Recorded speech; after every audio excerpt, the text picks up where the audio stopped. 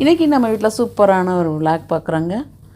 மீன் கடைக்கு போனேங்க குவைத்தில் அல்குட்டில். ஏற்கனவே நான் வீடியோ போட்டிருக்கேன் மீன் மார்க்கெட் எப்படி இருக்குன்னு. அங்கே போய் இன்றைக்கி மீன் வாங்கிட்டு வந்தேன். இது பாம்ப்ளேட் மீனுன்னு கொடுத்தாங்க. எனக்கு தெரியலங்க இது பாம்ப்ளேட்டாக என்னன்னு சொல்லிட்டு. ஆனாலும் 1 கிலோ வாங்கிட்டு வந்துட்டேங்க. இந்த மீனோட டேஸ்ட் எப்படி இருக்குன்னு எனக்கு தெரியவே தெரியாது. நான் இன்ன வரைக்கும் சாப்பிட்டதில்லை. இது பாம்ப்ளேட் அப்படின்னு சொன்னாங்க. ஆனால் இது பாம்ப்ளேட் இல்லை, வேணால் பாம்ப்ளேட் வேறு மாதிரி தான் பார்த்துருக்கேன். ஒயிட்டு மீன்காரன் எங்களை ஏமாற்றிட்டான்னு தெரில.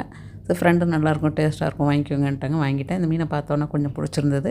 கொஞ்சம் டிஃப்ரெண்ட்டாகவும் இருந்தது பார்க்குறதுக்கு. சரி வாங்கிடுவோம் அப்படின்னு சொல்லிட்டு வாங்கிட்டேன். அது எந்த அளவுக்கு பசங்க சாப்பிடுவாங்கன்னு தெரியாது. சரி ஃப்ரை பண்ணிடலான்னு சொல்லிவிட்டு, அதுவும் இன்றைக்கி கூடவே நான் நண்டு இறாலாம் கொஞ்சம் வாங்கிட்டு வந்தேன். பாருங்கள், இது ஒரு 7 மீன் நின்றுச்சிங்க. ஒரு 2.5 கேடின்னு சொன்னாங்க. ஆனால் பாம்ப்ளேட் பார்த்திங்கன்னா குவைத்தில் 3.5 கேடி 4 கேடி தான் விற்பாங்க. இவர் ரொம்ப கம்மியாக வேறு சொன்னார். இது பாம்ப்ளேட்டான்னு எனக்கு டவுட்டாக இருக்குது. இந்த மீன் என்ன மீனுன்னு தெரிஞ்சால் கமெண்ட் பாக்ஸில் கமெண்ட் பண்ணுங்கள் ஃப்ரெண்ட்ஸ்.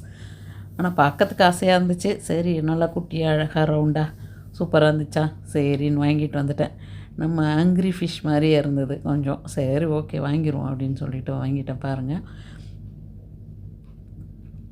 இப்போது வாங்கிட்டு வந்த இறாவுமே இங்கே கடலில் பிடிக்கிறது இல்லை, இங்கே தடை பண்ணியிருக்காங்கன்னு சொல்லிட்டு ஃபார்மில் வளர்த்தது தான் அப்படின்னு சொன்னாங்க. சரி ரொம்ப நாள் ஆச்சு இறா செஞ்சு அப்படின்னு சொல்லிட்டு வாங்கிட்டு வந்த பசங்க ஃப்ரை பண்ணி கொடுத்தா சாப்பிடுவாங்க. கிரேவி பண்ணால் சாப்பிட மாட்டா பையன். சரி ஓகே அப்படின்னு சொல்லிவிட்டு அவங்களுக்காக கொஞ்சமாக எடுத்து வச்சுட்டு மீதியை ஃப்ரீசரில் போட்டுடலாம் அப்படின்ட்டு.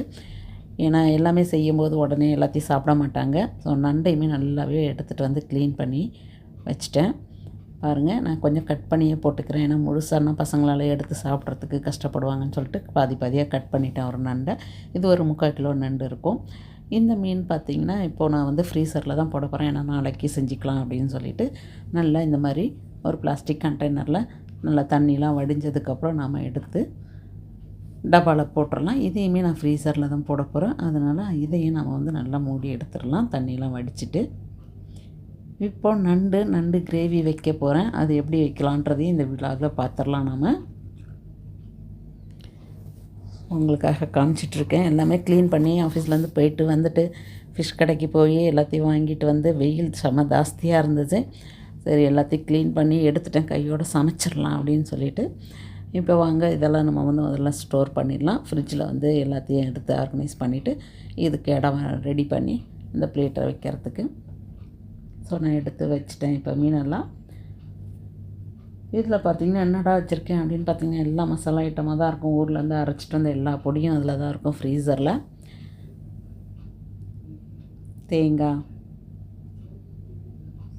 தேங்காயெலாம் மோஸ்ட்லி நான் பூஜைக்கு யூஸ் பண்ண தேங்காயெல்லாம் கூட இதில் கவர் போட்டு இப்படி வச்சுருவேன். கெடாது 1 மாதம் ஆனாலும். பாருங்கள், எல்லாமே ஊர்லேருந்து அரைச்சி எடுத்துகிட்டு வந்த மசாலா ஐட்டம் தான். மஞ்சத்தூள், மிளகாத்தூள், தனியாத்தூள் எல்லாமே உள்ளே இருக்கும். அதுக்கப்புறம் இங்கேயுமே ஸ்பைசஸ்லாம் வச்சுருப்பேன். சாட் மசாலா ஹஸ்பண்ட் வாங்கி வச்சுருந்தாங்க, அது இருக்குது. அப்புறம் என்னோடய ஃபேவரட் கோகனட் மில்க் பவுடர் இருக்குது. இந்த மாதிரி தான் இருக்கும் என்னோடய ஃப்ரிட்ஜை. இப்போ சூப்பராக இந்த ப்ரானை ரெடி பண்ணிடலாம். ஒரு சின்ன ஃப்ரை தான், சிம்பிள் ஃப்ரை தான் பண்ண போகிறேன். ஈவன் இன்றைக்கி இஞ்சி பூண்டு விழுது கூட நான் போடலை. சும்மா அப்படியே பிளைண்டாக சூப்பராக அந்த இறாவோட டேஸ்ட்டே இருக்கட்டும் அப்படின்னு சொல்லிவிட்டு வீட்டில் இருக்க அதே மசாலா ஐட்டம்ஸ் தான் ஆட் பண்ணுறேன். கொஞ்சமாக மிளகாத்தூள், மஞ்சத்தூள், சீரகத்தூள், தனியாத்தூள், பட்டை மிளகாத்தூள், கொஞ்சம் காஷ்மீர் சில்லி எல்லாமே ஆட் பண்ணிட்டேன். மிளகுத்தூள் எல்லாமே, உப்பு தேவையான அளவுக்கு போட்டு நல்லா பசறி இதை ஒரு 1/2 மணி நேரம் ஊற வச்சிடலாம். இந்த மாதிரி நல்லா மிக்ஸ் பண்ணிடுங்க. தண்ணிலாம் எதுவுமே கலக்காமல், வேறு எதுவுமே போட வேண்டாம். இப்போ இந்த மாதிரி நம்ம செஞ்சு சாப்பிடும்போது அந்த இறாவோட டேஸ்ட் ரொம்பவே சூப்பராக இருக்கும். இது நான் ஒரு ஷார்ட் வீடியோ கூட போட்டிருக்கேன், அதுலேயும் போய் பாருங்கள். மறக்காமல் எங்கள் சேனலை சப்ஸ்கிரைப் பண்ணுங்கள், லைக் பண்ணுங்கள். இந்த வீடியோ எப்படி இருக்குதுன்னு கமெண்ட் பாக்ஸில் கமெண்ட் பண்ணுங்கள். நண்டு கிரேவி பண்ணுறதுக்கு கண்டிப்பாக இஞ்சி பூண்டு விழுது வேணும். ஏற்கனவே ஃப்ரிட்ஜில் வச்சுருந்ததெல்லாம் நான் அந்த வாரத்துக்கு ஒரு வாட்டி அரைப்பேன். நீங்கள் எல்லாமே காலியாகிடுச்சு. நிறைய பூண்டு உரிக்கணும் அப்படின்னா இந்த மாதிரி டெக்னிக்கை நீங்கள் கூட ஃபாலோ பண்ணலாம். இந்த மாதிரி பூரிக்கட்டையை வச்சு நல்லா திரட்டி எடுத்தோன்னா, நல்லா அழுத்தி கொஞ்சம் பண்ணோன்னா அந்த தோலெல்லாம் நல்லா உங்களுக்கு லூஸ் ஆகி நல்லா இதுவாகிடும். அப்புறமா நம்ம டக்குன்னு பூண்டெல்லாம் உரித்து டக்குன்னு எடுத்து முடிச்சிடலாம். ஸோ ஒன்று ஒன்றா நம்ம கட் பண்ணி எடுக்கிறது கஷ்டம். பாருங்கள், ஒரே ஒரு கையிலேயே நான் எவ்வளோ அழகாக பூண்டு உரிக்கிறேன் அப்படின்னு சொல்லிட்டு இன்னொரு கையில் கேமரா தாங்க பிடிச்சிட்ருக்கேன், வேறு ஒன்றும் இல்லை. ஸோ அதுக்கப்புறம் கேமராவை கட் பண்ணிவிட்டு கடன்னு எல்லாத்தையும் எடுத்துட்டேன். சூப்பராக நல்லா பூண்டு மீன் நசுங்காமல் பாருங்கள். ஆனால் தோல் மட்டும் எவ்வளோ அழகாக வெளியில் நம்ம வந்து பிரிக்கிற அளவுக்கு உரிக்கிற அளவுக்கு வந்திருக்கு அப்படின்னு சொல்லிட்டு, ஸோ டக்குன்னு நமக்கு இந்த வேலையெல்லாம் முடியும். ஏன்னா நம்ம அடுத்தடுத்து வேலை நிறையா செய்ய வேண்டியது இருக்கிறதுனால. ஸோ இந்த மாதிரி ஒரு டெக்னிக்கை நான் வந்து ஃபாலோ பண்ணுவேன். ஸோ அதை போயிட்டு கவரில் போட்டு அடிச்சுட்டு இல்லை அந்த மாதிரிலாம் பண்ண மாட்டேன். இந்த மாதிரி ஒரு சின்னதாக சூப்பரான ஒரு டெக்னிக். டக்குன்னு எவ்வளோ பூண்டுனாலும் நம்ம டக்குன்னு எடுத்துடலாம்.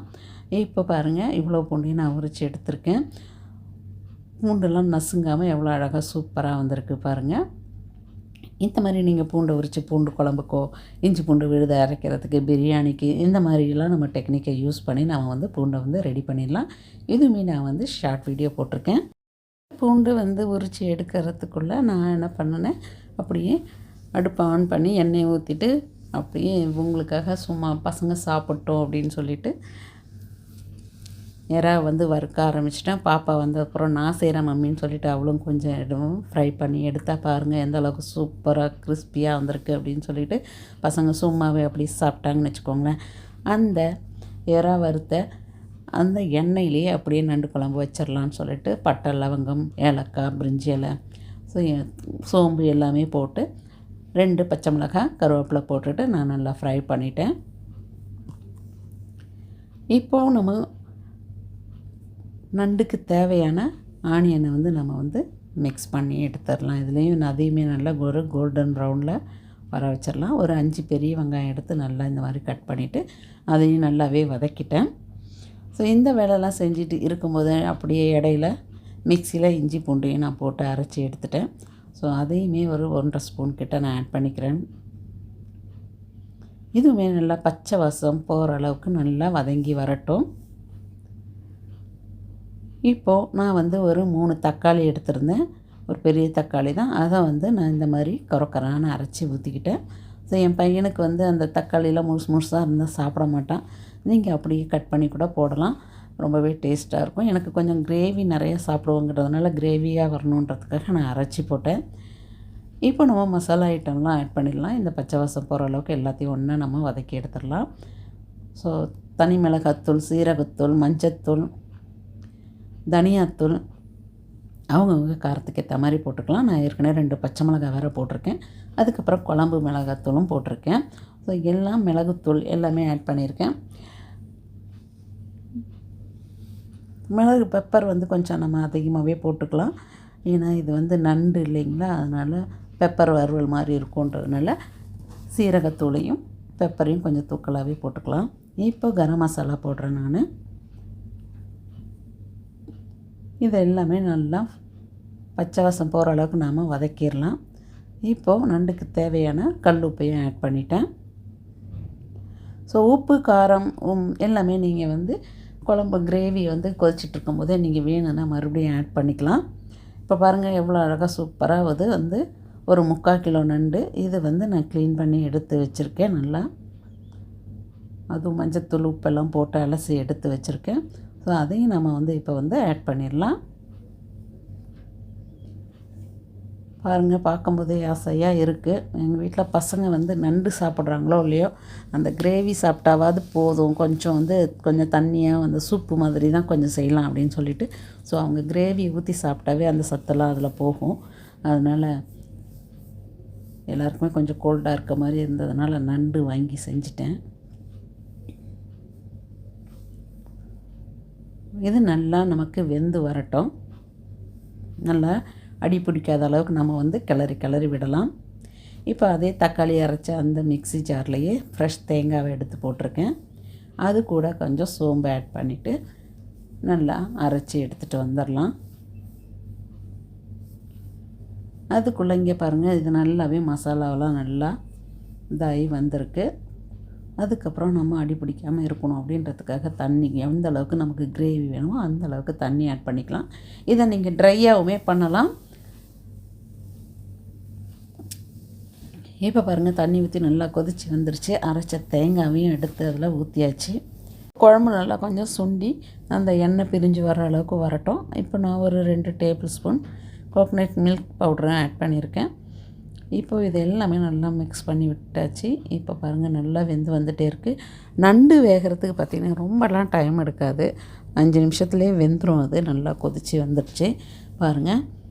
நாங்கள் இன்றைக்கி ஆஃபீஸ் போயிட்டு வந்ததுக்கப்புறம் மீன் கடைக்கு போயிட்டு மீன் வாங்கிட்டு வந்து அவ்வளோத்தையும் மீன், ஏறா, நண்டு எல்லாமே க்ளீன் பண்ணி எடுத்துட்டு, ஸோ இதெல்லாம் இவ்வளோ வேலை நான் செஞ்சுருக்கேன் இன்றைக்கி வீட்டில். இன்றைக்கி இது தாங்க எங்கள் வீட்டில் நம்ம வீட்டு சமையல். ஸோ ஆஃபீஸுக்கு போகிறதுக்காக நான் ஏற்கனவே வந்து பம்கின்லாம் போட்டு குழம்பு வச்சுருந்தேன். இப்போ நல்லா சூப்பராக கிரேவி ரெடி ஆகிடுச்சு.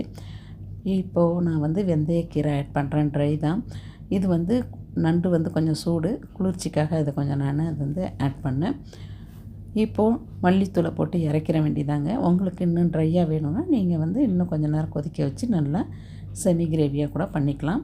இது கொஞ்சம் சூப்பு டைப்பில் இருக்கட்டும் தான் நான் அப்படி பண்ணியிருக்கேன். இந்த விளாக் பிடிச்சிருந்தால் மறக்காமல் லைக் பண்ணுங்கள், கமெண்ட் பண்ணுங்கள். இந்த மாதிரி நீங்கள் ஒரு வாட்டி நண்டையும் இறாவையும் செஞ்சு பாருங்கள். வேறு இன்னொரு சூப்பரான வீடியோவில் பார்க்குறேன் ஃப்ரெண்ட்ஸ். பாய்.